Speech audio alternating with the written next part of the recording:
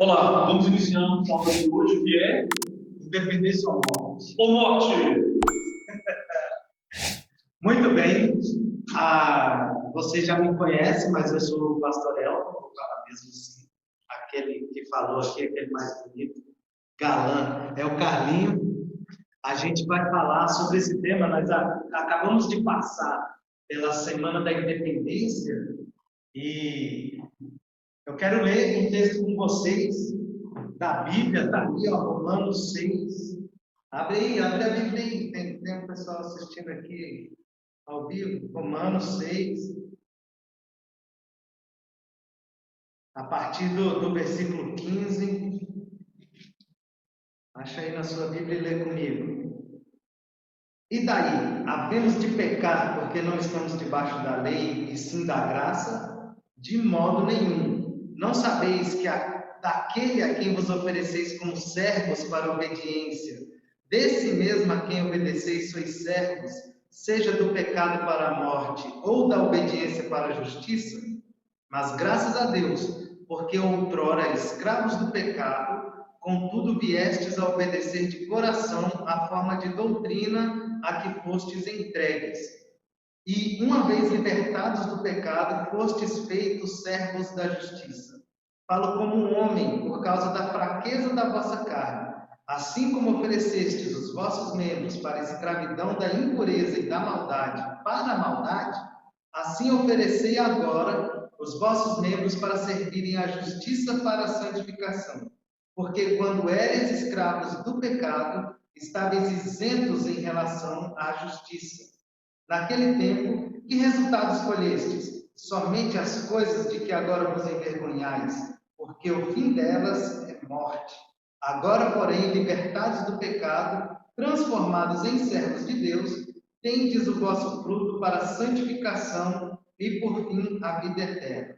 Porque o salário do pecado é a morte, mas o dom gratuito de Deus é a vida eterna em Cristo Jesus, nosso Senhor. Vamos orar? Senhor, nós queremos te agradecer por essa oportunidade de falar da tua palavra. Que cada um que for assistir essa mensagem, que o Senhor possa estar falando poderosamente ao seu coração. E assim, ó Deus, todos nós possamos sermos edificados pela tua palavra, que é poderosa por si só. E que o Senhor possa nos usar também, tanto a mim quanto o Carlinhos aqui nessa manhã, e nós possamos, ó Deus, ser os agentes do Senhor para a manifestação das tuas verdades. Que o Senhor, ó Deus, nos ajude, nos abençoe e guarde em nome de Jesus. Amém. Muito bem. Deixa eu passar uns slides. Como eu falei, Semana da Pátria, Semana da Proclamação da Independência. A gente escolheu esse título por causa disso. Às margens do Ipiranga, Dom Pedro II fez o famoso grito, independência ou morte. Ele queria se libertar, ele queria que a população fosse uma população livre. E por que a gente escolheu esse tema? Pensando nessa semana e também pensando na nossa realidade, na nossa vida, naquilo que nós temos de responsabilidade em relação a Deus. O que acontece? Esse aqui eu pus esse slide, mas eu acho que não é esse cara não é o mesmo não. Esse aqui é um João Américo, sei lá. Né? Depois vocês pesquisem aí para ver se é esse mesmo. Mas eu escolhi um bocado de imagenzinha para ilustrar aqui as falas. O que acontece? A morte é uma ilustração do pecado. O pecado leva à morte, como nós acabamos de ler. O salário do pecado é a morte. Então eu vou começar falando sobre a morte, depois o Carlinhos vai falar sobre a vida, ou sobre a independência que Cristo nos dá pela vida em Cristo Jesus. Uma frase aqui muito bonita que eu queria falar para vocês. Não devemos temer o diabo, pois temos uma forte armadura para resisti-lo. Devemos temer o pecado. são os pecados que nos levam ao inferno. Esse autor aí, esse cara que falou essa frase, é um cara muito inteligente.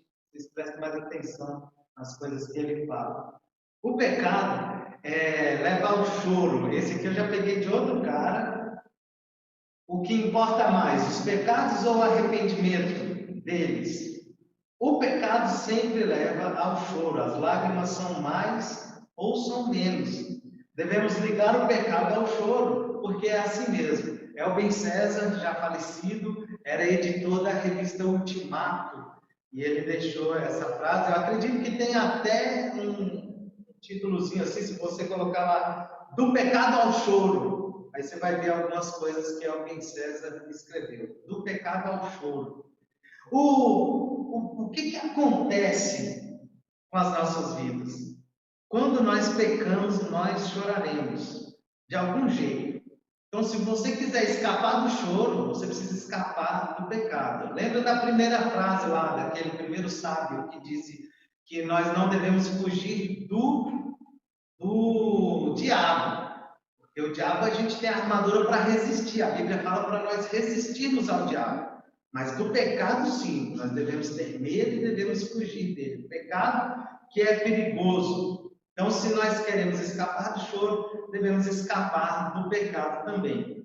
Neemias, ele foi um cara que chorou quando ele viu o pecado da população. Ele já tinha reconstruído os muros, ele já tinha reconstruído as portas, mas quando ele viu o comportamento da população, Neemias chorou.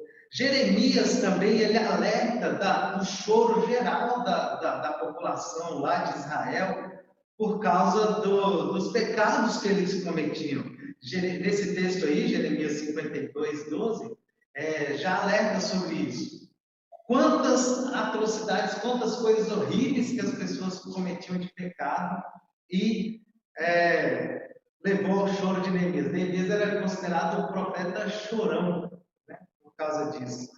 Marcos 14, 72 também fala do choro de Pedro. Pedro chorou também, porque quando o galo cantou, Pedro chorou. Essa história é famosa, né? Vocês lembram lá? Se depois que o galo cantar 2 vezes, você me negará 3 vezes. E Pedro chorou amargamente.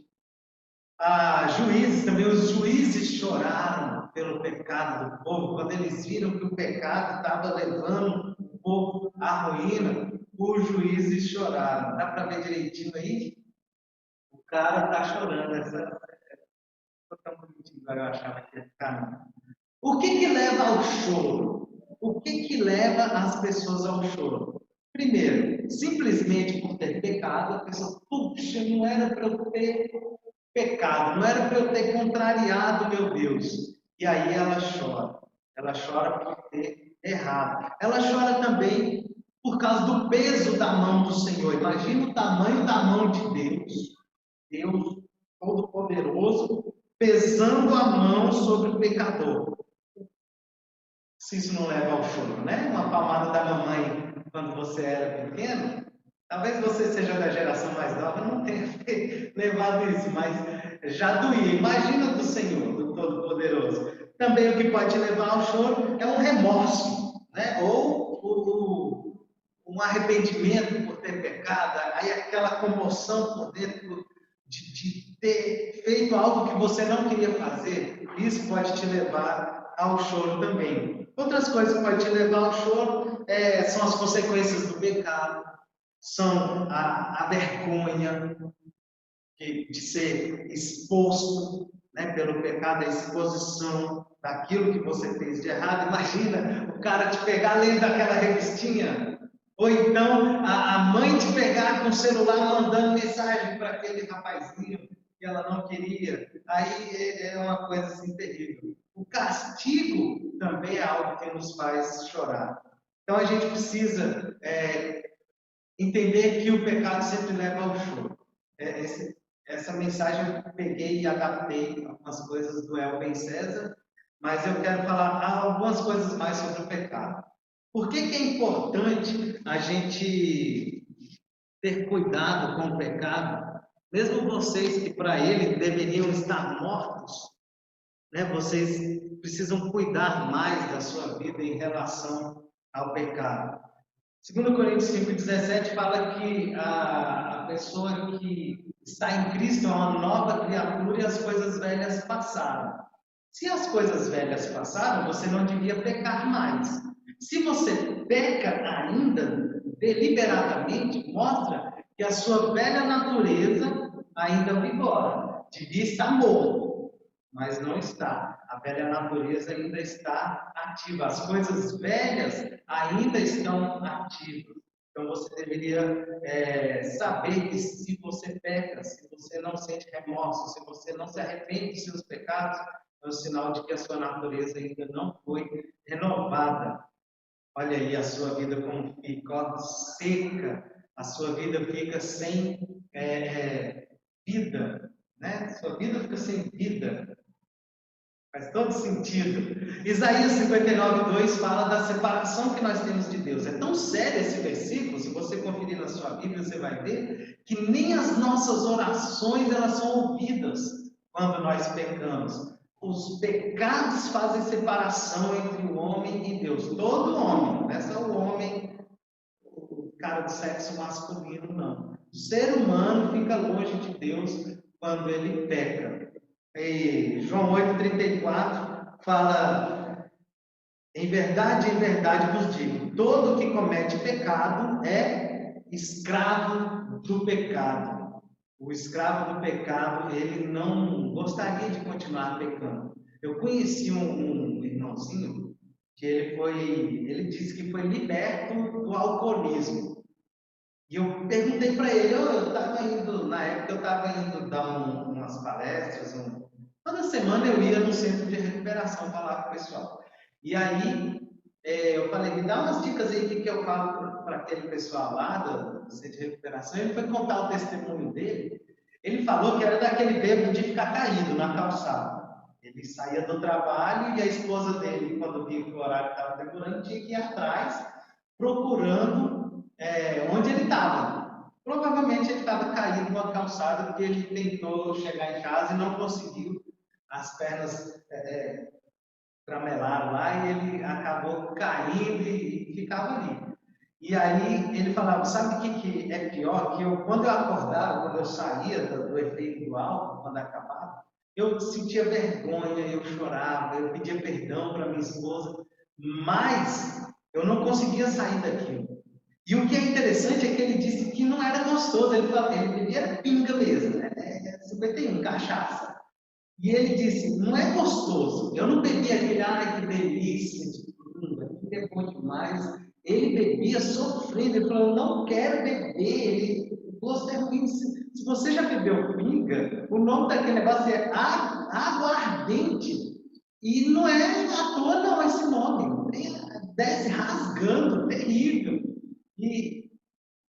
O cara bebia aquilo, sofrendo, achando ruim, mas não conseguia parar. Ele não conseguia, ele queria, mas não conseguia. É uma escravidão, é horrível.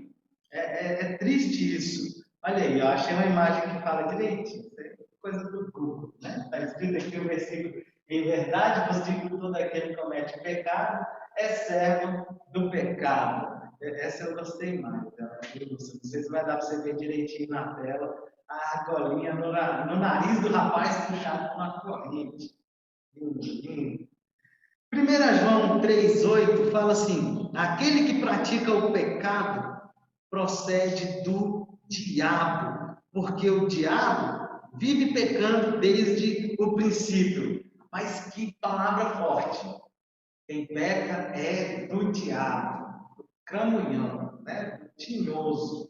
Quem peca procede dele, porque é ele que peca. Então, se você peca, você é dele, você concorda com ele. Então, é sério esse negócio de pecado. A gente não pode brincar com pecado. Jeremias 31:30 diz: cada um será morto pela sua iniquidade. Eu fiz uma pesquisa e a morte é assim mesmo.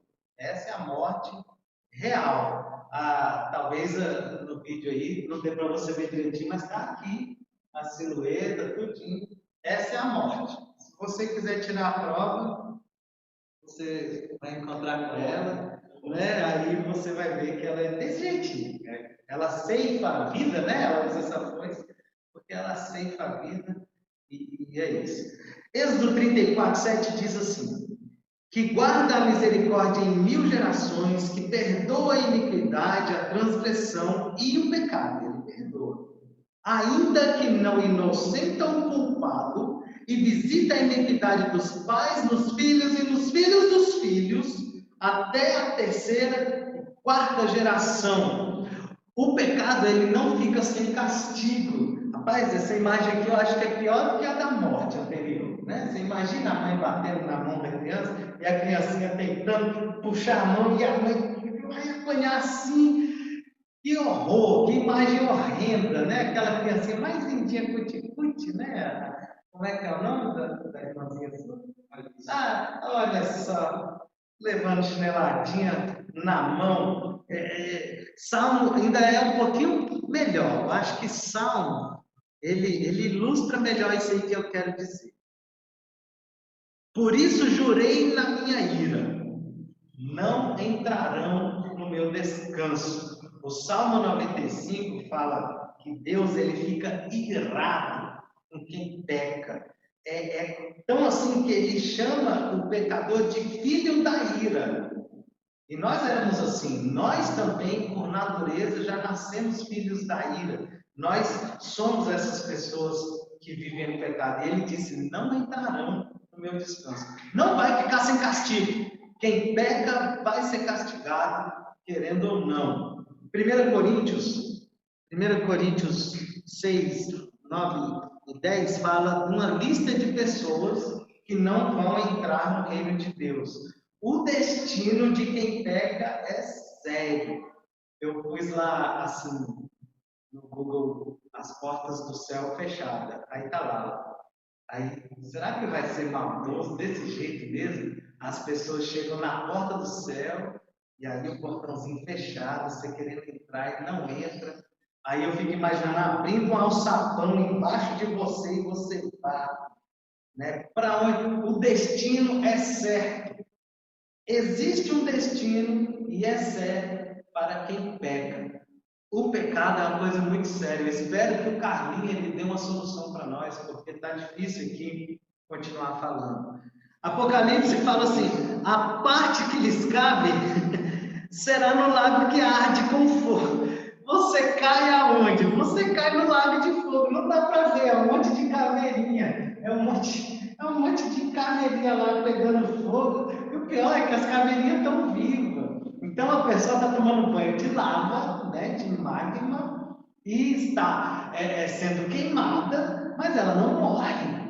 A dor toda ela sente, né, nadando assim, um cravo, um nado borboleta, mas é no fogo. E não passa, não acabou o sofrimento de estar ali naquela situação, não passa, e ela vai continuar navegando ali nessas águas quentes. O que é mais triste é o coração endurecido da pessoa. Olha o que Mateus fala. Ai de vós, escribas e fariseus, hipócritas. Por que eles são hipócritas? Porque eles fecham o reino dos céus diante dos homens. Pois vós não entrais e nem deixais entrar o que estão entrando. A pessoa endurece o coração de tal jeito que ela fecha a porta. Ela fecha a porta tanto para ela quanto para os outros. O pecado, ele faz isso. A gente chama de cauterizar. Né? Cauteriza o coração da pessoa. E o coração endurece. E às vezes ela peca e você pergunta assim, mas está pecando? E ele diz, estou pecando. Eu sei que é errado, mas eu não vou parar. E aconselha outros a continuarem do mesmo jeito. Sabe que é ruim, sabe que é errado. E colocam outras pessoas no mesmo barco para andar junto com elas. A gente precisa reconhecer a Cristo nas nossas vidas. Cristo é a solução. Cristo é que vai nos dar a nova vida. Ele vai nos fazer nascer de novo. Ele vai nos dar uma solução para esse problema do pecado. Porque o pecado é sério. Com o pecado a gente não pode brincar. O pecado, ele faz tudo isso que a gente falou aqui, ó. Tudo isso que a gente viu. E é coisa bíblica. coisa que a Bíblia nos alerta. Amém? Agora o Carlinhos vai continuar aqui a parada. Vou deixar ele ser o cara que vai dar a solução aí para o pecado. Vai falar da liberdade, né, jovem? Jovem é elogio para o Carlinhos, né?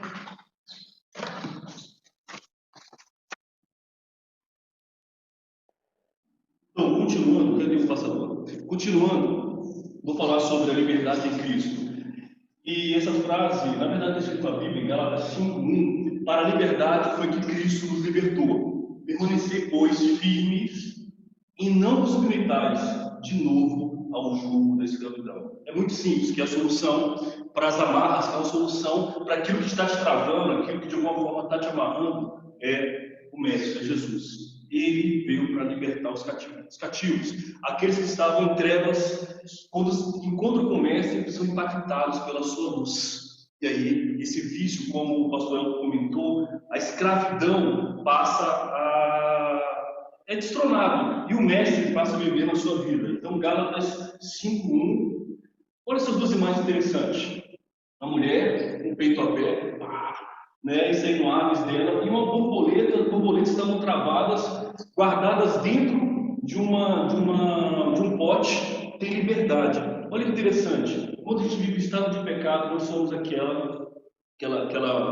parte da metamorfose, que é a lagarta de fogo. Feinho, esquisito, né? Vai para o casulo, o Mestre começa a agir ali com sua graça, com seu amor, perdoando, transformando, né? Metamorfose, e a pessoa vira borboleta. Mas o que acontece com o pecado? O pecado aprisiona a borboleta dentro da tua embalagem, né? Dentro de um pote. E isso, quando eu falo, muitas vezes imaginando, poxa, eu tive um encontro com o Mestre, fui salvo, e agora eu posso fazer o que eu quiser. Não é bem assim, porque mesmo as borboletas que são livres, elas podem continuar a ser presas. É como essa mulher, ela só vai entender o que de fato Cristo faz na nossa vida quando abrir o peito e vai criar, e vai ter a consciência da liberdade. Pássaros criados em gaiolas acreditam que voar é uma doença. Está na nossa carne isso. Nós somos pecadores desde a madre. Nós nascemos no pecado, diz em Salmos. Então, muitos de nós que fomos criados em gaiola, de alguma forma nós acreditamos que voar, ter liberdade, é uma doença. Que doença é essa? O pastor Elton comentou. A doença do pecado. Eu olho e vejo, imaginando que tudo que eu faço, tudo que sou, é uma liberdade. E às vezes não é uma liberdade. Eu vou explicar para você o que é liberdade em Cristo. Esse tema é tão importante, mas deixa eu só voltar aqui, para falar um detalhe para vocês. Meu pai tinha um curió, o curió era bem caro, e eu era o xodó dele. Um dia eu falei com minha mãe, vamos soltar esse curió? Bora. Acho que é interessante, meu pai ficar com um pouquinho de raiva. A gente gosta de atazanar a vida dos pais, né, quando a gente é criança. E aí soltamos o curió. Eu valia uma grana até considerável. Quando meu pai chegou, ficou indignado com aquilo. Como assim? Meu curió? Eu não acredito. O que aconteceu? Ele saiu, mas não pode e tal. Ele falou, já sei, vou colocar o sapão e ele volta. Presta atenção. E aí, o curió começou a voar, sentindo super leve, super feliz. Começou a cantar e bater asas ao mesmo tempo. E de repente ele viu um pé de mamão, um mamão maduro. Mas ele não comeu. E ele começou a bater asas de novo, meio triste, mas ainda livre, e viu aquele rio maravilhoso. E ele também não conseguia tomar banho. Viu um pé de goiaba, não conseguia comer. Ele não sabia como ele parava, até mesmo para deitar. O que o curió pensou? Já sei, vou voltar. E olha o que aconteceu. Estava lá a gaiola, meu pai colocou o sapão, o curió foi, entrou de uma vez dentro da gaiola. Interessante, nem todas as pessoas que se consideram livres, elas de fato são livres.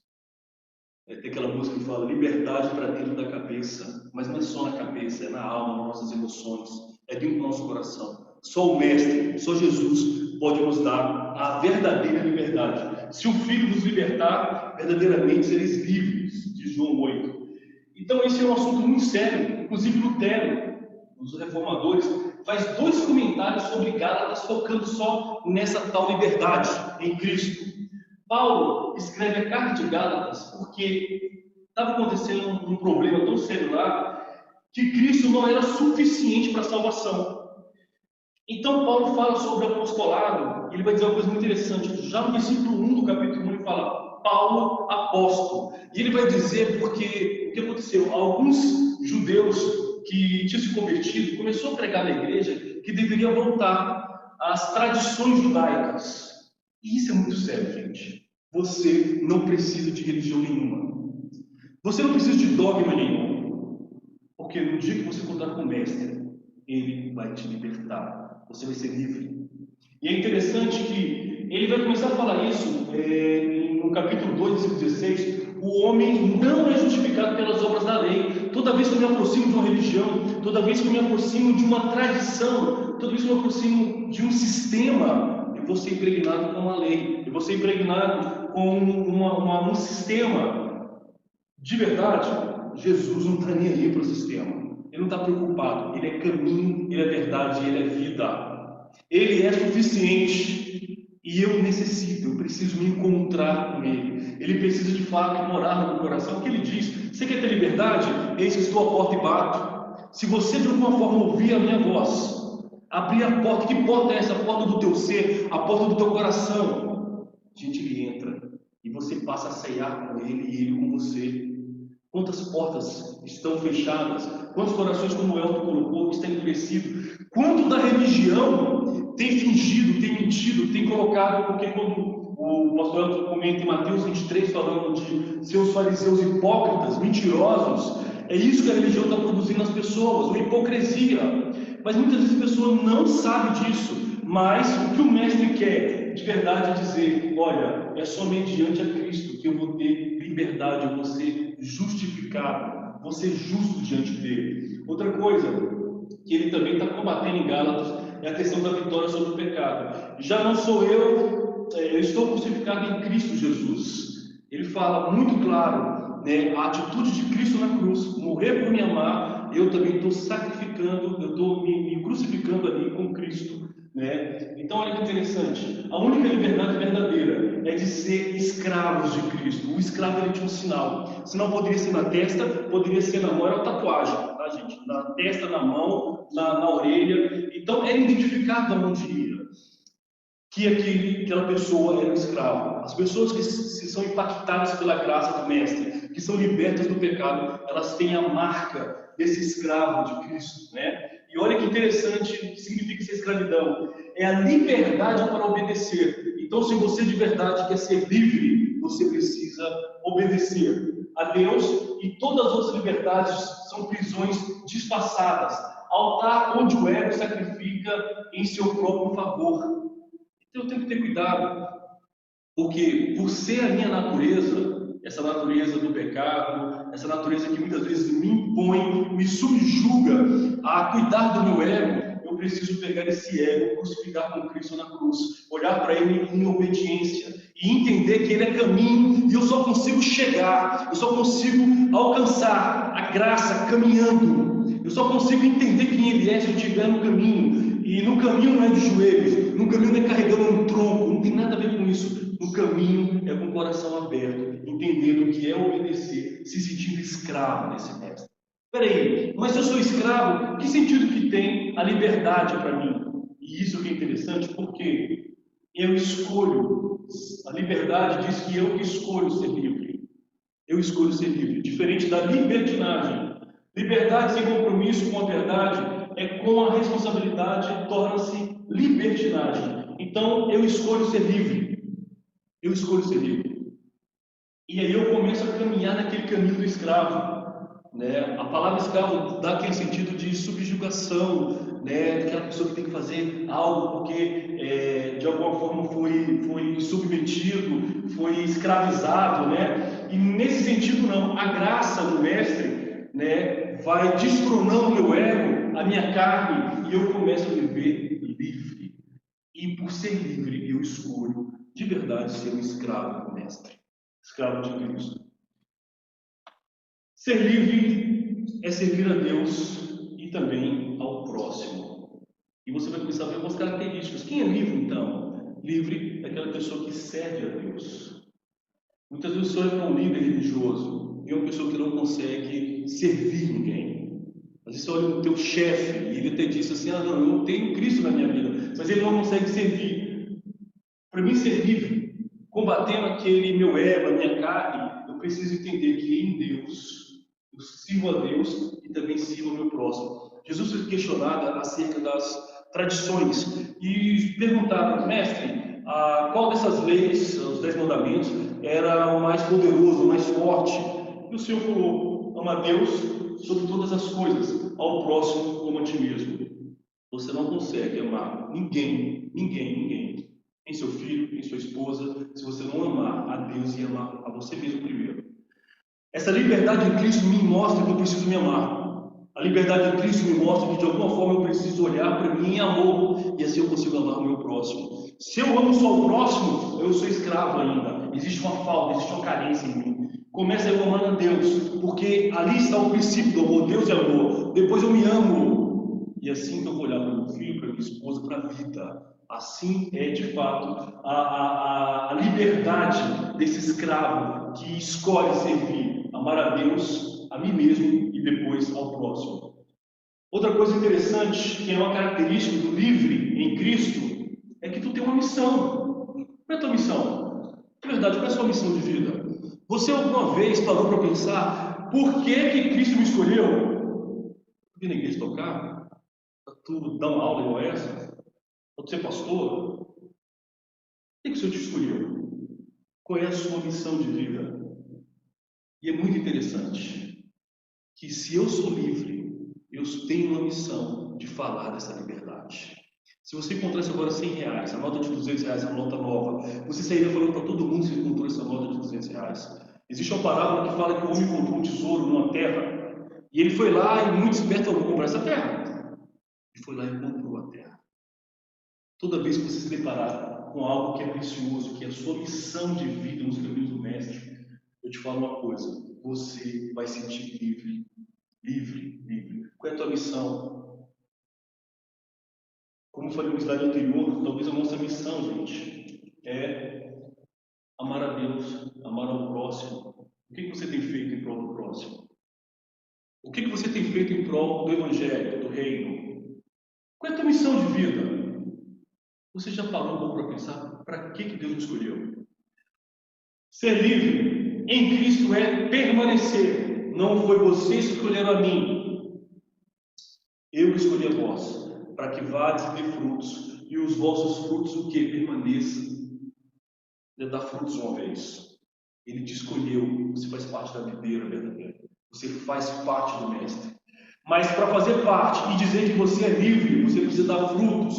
Quais são os seus resultados? Que fruto você tem dado? Porque eu dando fruto, ele me poda para me dar mais frutos ainda. Eu sou livre em Cristo, quando de fato eu permaneço nele. Ser livre é ter uma fé que atua pelo amor. Isso é interessante. Porque muitas vezes eu estou agindo até pelo meu bel prazer, talvez. Tenho fé, acreditando que vou conseguir aquilo que eu quero, mas se não for por amor, também diz que de alguma forma eu não sou livre. Eu preciso de verdade olhar para mim, entendendo que Ele me tirou das amarras do pecado e me trouxe liberdade nele. Gente, ser livre é obedecer. Ser livre é obedecer. Quando eu, de alguma forma, estou lá, achando que sou escravo lá do pecado, como o pastor Elton falou em Romanos 6, você obedece a tua carne. Quando você olha para o Mestre, olhando para Ele pensando, como eu consigo obedecer em amor? Por isso que Ele nos dá o Espírito Santo dele na nossa vida. Porque se a gente consegue entender, a gente consegue ter a consciência do pecado, do erro. Olha aí, o que se prega? Gálatas, que eu falei lá atrás, a carta a Gálatas, é só uma armadilha, como muitos profetas têm falado, como muitas pessoas que dizem apóstolos hoje têm falado. Gente, papo furado, isso é uma palhaçada, palhaçada. Eu preciso ser livre no Mestre, vivendo o amor sendo impactado pela graça do Mestre na minha vida. Às vezes eu estou lá fazendo 7 campanhas para não sei o quê. Cara, isso é ridículo. Tá? O que o Mestre quer na minha vida de verdade é o meu coração que não está preso, o meu coração que não vai chegar para ele e dizer: mas Deus, eu dei o dinheiro lá na igreja e tu não me abençoaste. Deus, eu fiz campanha de 7 dias, 7 noites, de 7 mortais. Não quer dizer nada, nada. É graça. A graça me liberta, a graça me dá vida, a graça é em amor. E eu tenho que ter cuidado, porque quando olho para as seitas, quando olho para as religiões, sempre estão buscando fazer isso aqui, ó, me prender. Olha que coisa maluca. O pastor Elton fala que a gente tem a situação da morte por estar vivendo o pecado em nós. Cristo te liberta. Lembra lagarta de fogo, ferrinho, lá você, eu não, claro, você, e aí você vai para o casulo, borboleta. A borboleta começa a cair, cara, em teias. E são essas armadilhas. São essas armadilhas. A graça me deixa livre. A graça me impacta com amor. Eu não preciso, presta atenção, eu não preciso ficar seguindo 1 bilhão de regras. O que eu preciso é amar esse mestre. E no dia que eu amo ele, de verdade, porque ele me ama, eu vou ser livre. Olha o interessante que essa mulher falou, né? Libertei 1000 escravos. Presta atenção. Libertei 1000 escravos. Poderia ter libertado outros 1000 se os escravos soubessem que de verdade era escravo. Você sabe que você é um escravo? Do pecado, da morte, da tua vida, das tuas mazelas, das tuas emoções. Você sabe que você é um escravo do Mestre? Mas aqui, a palavra-chave está aqui, ó. Eu poderia ter libertado se a pessoa soubesse quem ela era. Quem é você? Olha para a tua vida. Olha para o que você está vivendo hoje. Quem é você? Eu, muitas vezes, olho para mim e vejo o cara no pecado, que Deus, pela misericórdia dele, está trabalhando, e eu meio sufocado, dizendo para o Mestre: Senhor, me perdoa, estou na caminhada, caindo, mas entendo quem eu sou, entendo da minha identidade, entendo da minha essência. Eu olho para ele e busco nele a graça, o amor, sabendo quem eu sou, não me rendendo a isso, né? Ao pecado, os erros, vou errar, mas sei aonde eu devo recorrer em amor. Mas você sabe que você está preso? De verdade. Se você olhar para a sua vida e você entende que você está preso, engaiolado, como aquele curió que volta para a gaiola, muitas vezes Cristo fala: eu te dou liberdade. Conhecereis a verdade vos libertará. E a pessoa não consegue. Ela acha que a verdade é dela. Ela acha que é o ritual que ela segue que é a verdade. Então eu te desafio para você olhar para a liberdade, não para a libertinagem. A liberdade, eu escolho ser livre, porque o Mestre me libertou. Então, João 8,36: se, pois, o Filho vos libertar, verdadeiramente sereis livres. Vou repetir.